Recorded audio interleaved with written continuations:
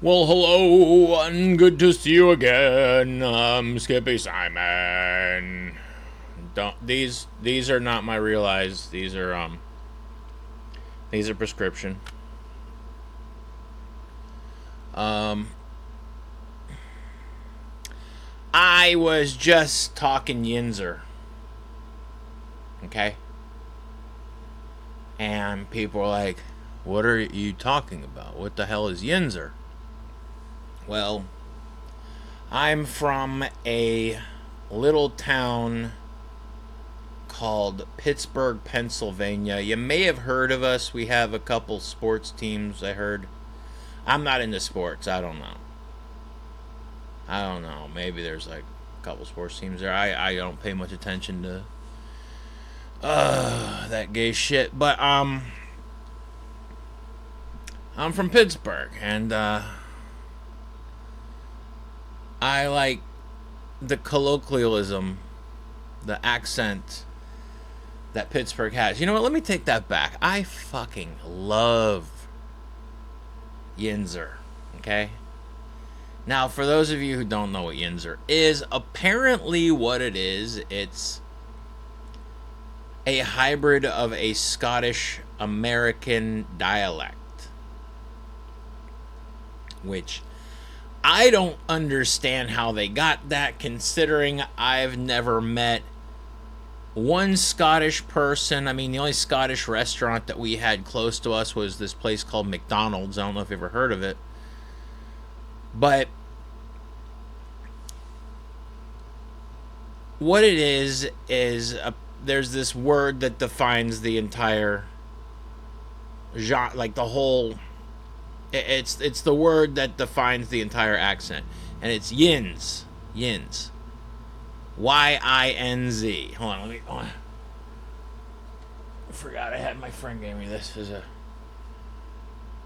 yinz.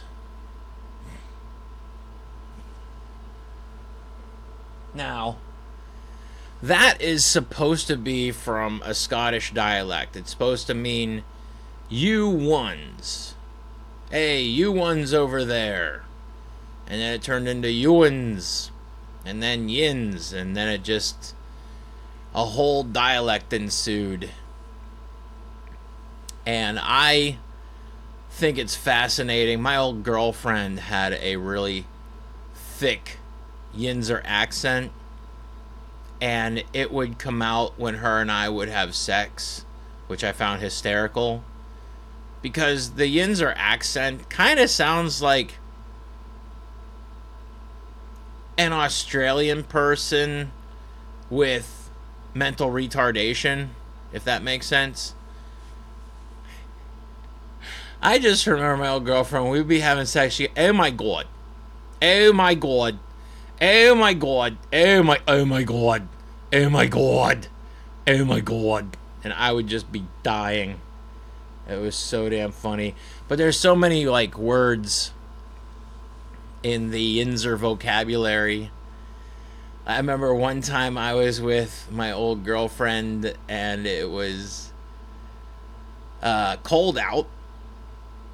And I said that the slide over there was a little bit slippy and she would not drop it. She's like, oh, Yin's talking slippy over there. I just was cracking up. Just, oh, is it slippy down here? Oh, check it out. What Yin's doing? Yin's gonna go down here and get some stuff. But yeah, I'm actually fluent in Yinzer. I speak English and I speak Yinzer. I guess that makes me bilingual by choice. I'm learning Spanish to make my mom angry. And but I'm fluent in Yinzer, so that's where this story is we're gonna talk. This is a story. It's a good story. Early 2000s.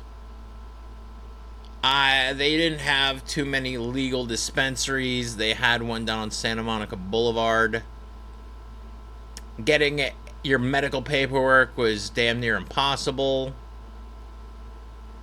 And this is before recreational. You actually had to have your medical paperwork signed by doctors and this and that in order to get medical marijuana. And back then, cops were dicks. Oh, wait. Cops are always fucking dicks. Fuck the cops. Sorry. I can't back the blue ever. Once an asshole, always an asshole. Like, it'd be different if American cops were like European cops, where they have to get a 4-year college education instead of just being some, you know, GED having twat with a big mouth and a big chip. You know, give this asshole a fucking badge and a fucking gun, send him out on the town with all of his insecurities. Awesome. Yeah, American cops suck, and fuck the police. It's a good song, has a message, and fuck the police. But I do have to thank the police for getting me the best shot ever, which is my mugshot photo. It's on my Instagram if you want to see it. It's actually it's on the picture on the thing, this YouTube channel. It's my mugshot photo. But if you want to go to my Instagram, One Man Sausage Party on Instagram. Also, if you want to go to my OnlyFans, I'm an OnlyFans model. How you like me? My OnlyFans is One Man Sausage Party as well. So, anyway, so I was with my buddy Howard. We were in West Hollywood. Howard was a medical marijuana activist from Canada, and he and I would do comedy. I would help him with his benefits and stuff, and he would get me marijuana, which was really awesome. He'd get me the good stuff from the dispensaries. So I was going to Las Vegas with a few girlfriends of mine from Pittsburgh who live out here. And I asked Howard if he would get me some marijuana from the dispensary. And he said, yeah, if you drive me down, no problem. So I drove him down. I parked down the street. He went and got the stuff. I had just been to Amoeba Music and bought a used copy of LL Cool J's Bigger and Deffer because I wanted to listen to that in my Suburban Death Machine, which was my van, and I wanted to listen to that on the way to Vegas. So I opened up my CD and I pop it into my CD player, and I'm listening to I'm Bad by LL Cool J. And next thing you know, my vehicle is surrounded by 7 West Hollywood sheriffs, all on bikes, wearing shorts, looking gay as fuck. And the one cop comes to my window. He goes, your music's too loud. Do you mind stepping out of your vehicle? And I go, excuse me, officer, I can hear you loud and clear. Or how can you say my music's too loud? Your music's too loud, sir. Can you mind stepping out of your vehicle? I'm like, yes, I mind stepping out of my vehicle.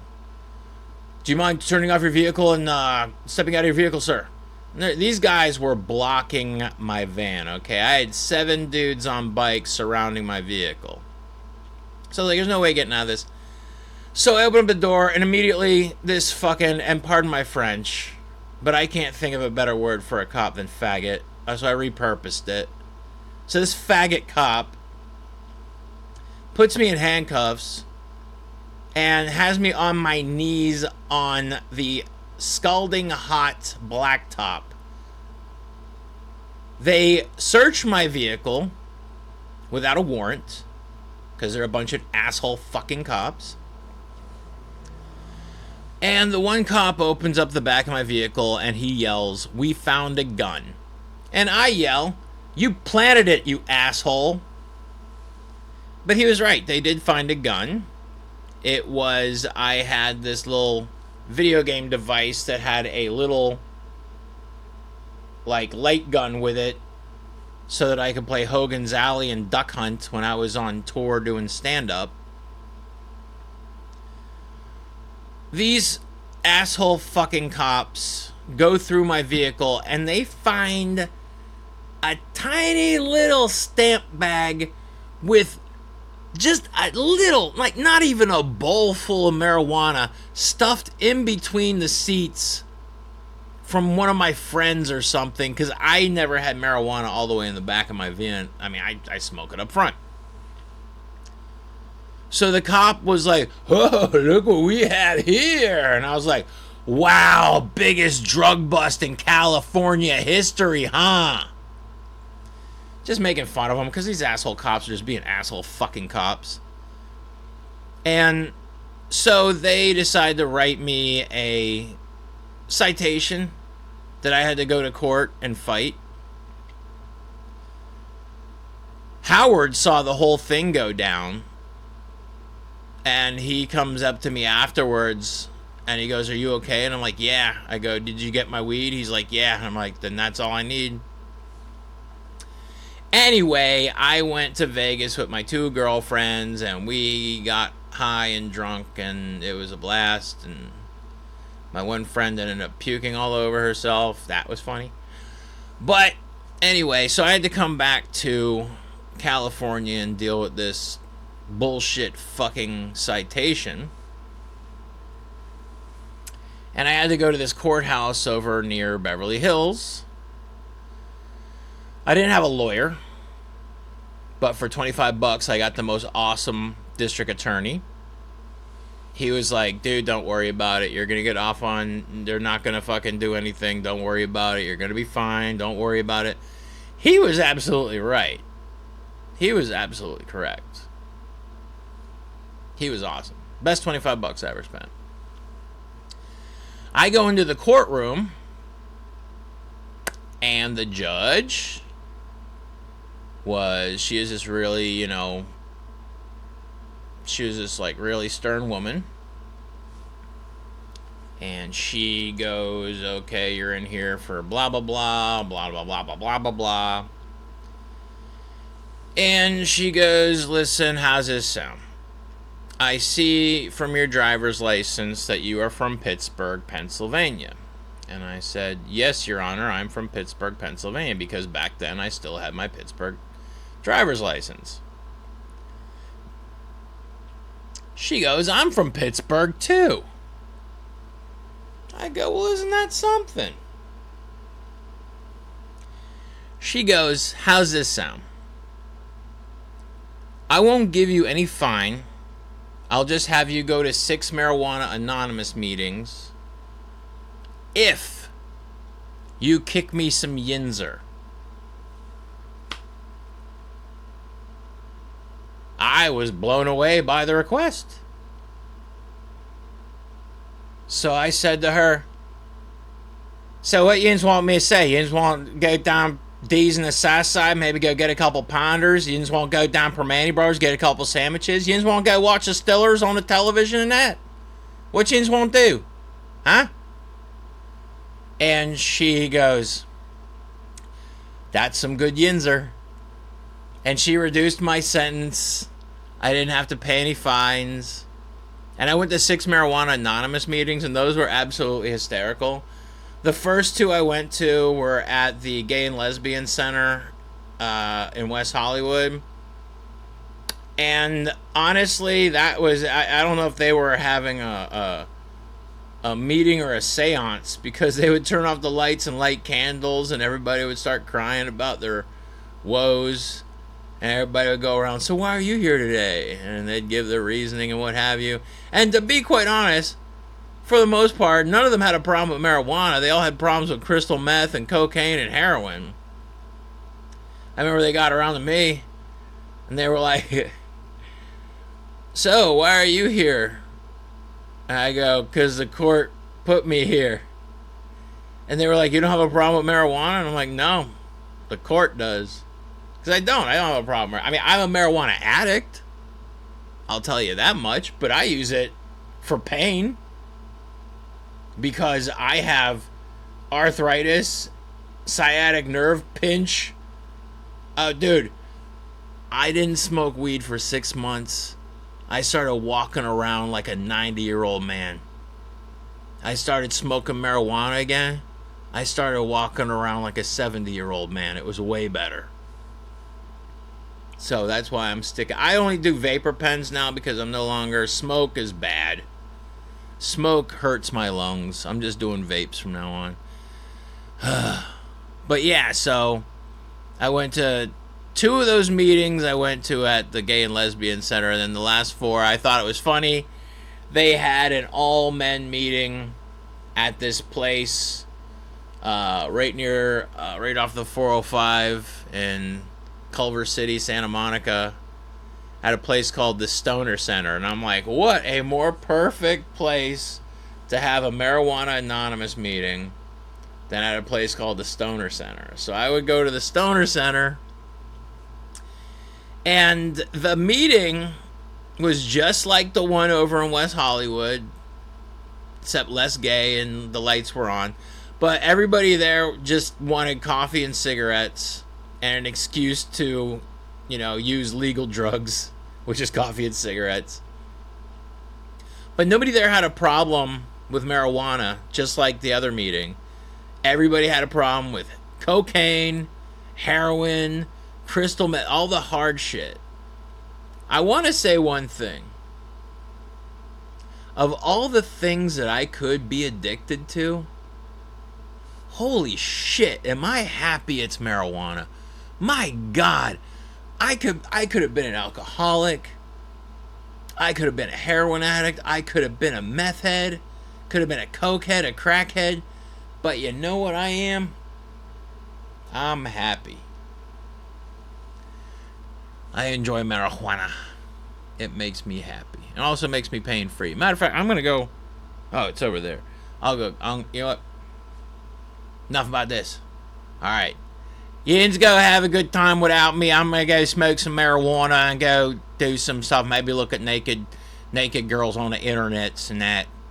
Okay. We'll talk Yinzer again sometime. Yeah, in the meantime, Yinz, go have a good night, Nat. Take care. Yoy.